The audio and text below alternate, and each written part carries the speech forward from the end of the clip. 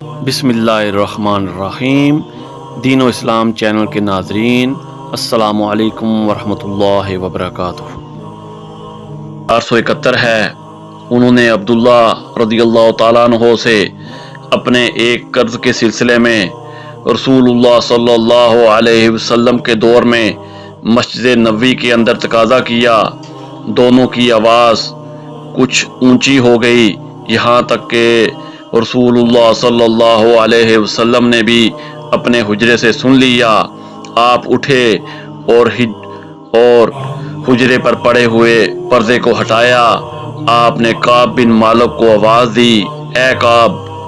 کعب بولے، یا رسول اللہ صلی اللہ علیہ وسلم، حاضر ہوں۔ آپ نے اپنے ہاتھ کے اشارے سے بتایا کہ وہ اپنا قرض معاف کر دے۔ حضرت کعب نے عرض کیا، یا رسول اللہ صلی اللہ علیہ وسلم، میں نے معاف کر دیا۔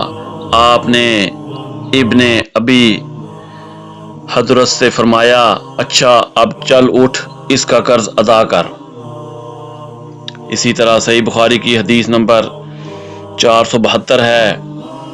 ایک شخص نے نبی کریم صلی اللہ علیہ وسلم سے پوچھا، جب کہ اس وقت آپ منبر پر تھے، کہ رات کی نماز یعنی تہجد کس طرح پڑھنے کے لیے آپ فرماتے ہیں؟ آپ نے فرمایا کہ 2 رکعت کر کے پڑھ، اور جب صبح قریب ہونے لگے تو 1 رکعت پڑھ لے۔ یہ 1 رکعت اس ساری نماز کو طاق بنا دے گی۔ اور آپ صلی اللہ علیہ وسلم فرمایا کرتے تھے کہ رات کے آخری نماز کو طاق رکھا کرو، کیونکہ نبی کریم صلی اللہ علیہ وسلم نے اس کا حکم دیا ہے۔ اسی طرح صحیح بخاری کی حدیث نمبر 473 ہے۔ ایک شخص نبی کریم صلی اللہ علیہ وسلم کی خدمت میں حاضر ہوا۔ آپ صلی اللہ علیہ وسلم اس وقت خطبہ دے رہے تھے۔ آنے والے نے پوچھا کہ رات کی نماز کس طرح پڑھی جائے؟ آپ نے فرمایا 2 رکعت، پھر جب طلوع صبح صادق کا اندیشہ ہو تو 1 رکعت وتر کی پڑھ لے، تاکہ تو نے جو نماز پڑھی ہے اسے یہ رکعت طاق بنا دے۔ امام بخاری نے فرمایا کہ ولید بن کثیر نے کہا کہ مجھ سے عبید اللہ بن عبداللہ عمری نے بیان کیا۔ عبداللہ بن عمر رضی اللہ عنہ نے ان سے بیان کیا کہ ایک شخص نے نبی کریم صلی اللہ علیہ وسلم کو آواز دی جبکہ آپ مسجد میں تشریف فرما تھے۔ اسی طرح صحیح بخاری کی حدیث نمبر 474 ہے۔ رسول اللہ صلی اللہ علیہ وسلم مسجد میں تشریف رکھتے تھے کہ 3 آدمی باہر سے آئے۔ 2 تو رسول اللہ صلی اللہ علیہ وسلم کی مجلس میں حاضری کی غرض سے آگے بڑھے، لیکن تیسرا چلا گیا۔ ان 2 میں سے ایک نے درمیان میں خالی جگہ دیکھی اور وہاں بیٹھ گیا، اور دوسرا شخص پیچھے بیٹھ گیا، اور تیسرا تو واپس ہی جا رہا تھا۔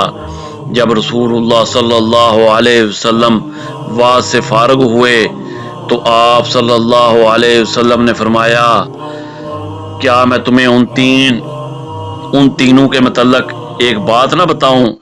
ایک شخص تو خدا کی طرف بڑھا اور خدا نے اسے جگہ دی، یعنی پہلا شخص رہا۔ دوسرا تو اس نے لوگوں میں گھسنے سے شرم کی، اللہ نے بھی اس سے شرم کی۔ تیسرے نے منہ پھیر لیا، اس لیے اللہ نے بھی اس کی طرف سے منہ پھیر لیا۔ اسی طرح صحیح بخاری کی حدیث نمبر 475 ہے۔ انہوں نے رسول اللہ صلی اللہ علیہ وسلم کو چت لیٹے ہوئے دیکھا۔ آپ اپنا ایک پاؤں دوسرے پر رکھے ہوئے تھے۔ ابن شہاب زہری سے مروی ہے، وہ سعید بن حسیب سے روایت کرتے ہیں کہ عمر اور عثمان رضی اللہ تعالیٰ عنہ بھی اسی طرح لیٹتے تھے۔ اسی طرح صحیح بخاری کی حدیث نمبر 476 ہے۔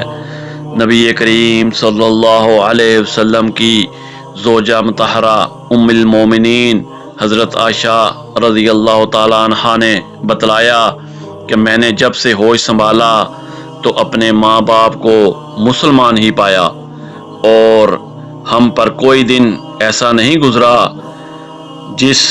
جس میں رسول اللہ صلی اللہ علیہ وسلم صبح و شام دن کے دونوں وقت ہمارے گھر تشریف نہ لائے ہوں۔ پھر ابو بکر رضی اللہ تعالیٰ عنہ کی سمجھ میں ایک ترکیب آئی تو انہوں نے گھر کے سامنے ایک مسجد بنا لی، وہ اس میں نماز پڑھتے اور قرآن مجید کی تلاوت کرتے۔ مشرکین کی عورتیں اور ان کے بچے وہاں تعجب سے سنتے اور کھڑے ہو جاتے اور آپ کی طرف دیکھتے رہتے۔ حضرت ابو بکر رضی اللہ تعالیٰ عنہ بڑے رونے والے آدمی تھے، جب قرآن کریم پڑھتے تو آنسوؤں پر قابو نہ رہتا۔ قریش کے مشرک سردار اس صورتحال سے گھبرا گئے۔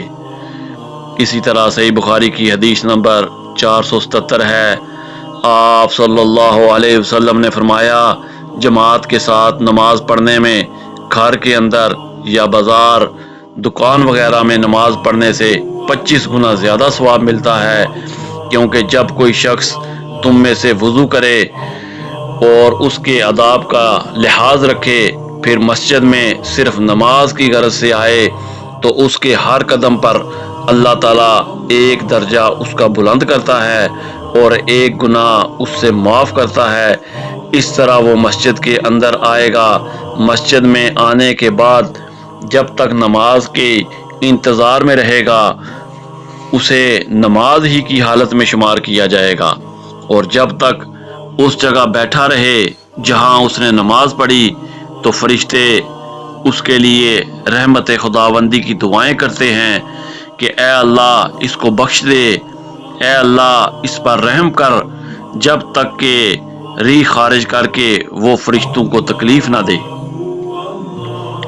اسی طرح صحیح بخاری کی حدیث نمبر 478 ہے، نبی کریم صلی اللہ علیہ وسلم نے اپنی انگلیوں کو ایک دوسرے میں داخل کیا، اور اسی طرح صحیح بخاری کی حدیث نمبر 479 ہے، نبی کریم صلی اللہ علیہ وسلم نے اپنی انگلیوں کو ایک دوسرے میں داخل کیا۔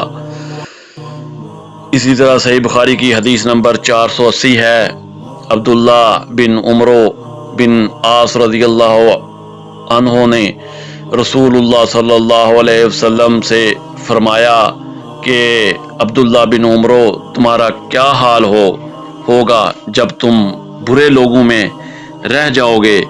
اس طرح یعنی آپ صلی اللہ علیہ وسلم نے ایک ہاتھ کی انگلیاں دوسرے ہاتھ میں کر کے دکھلائیں۔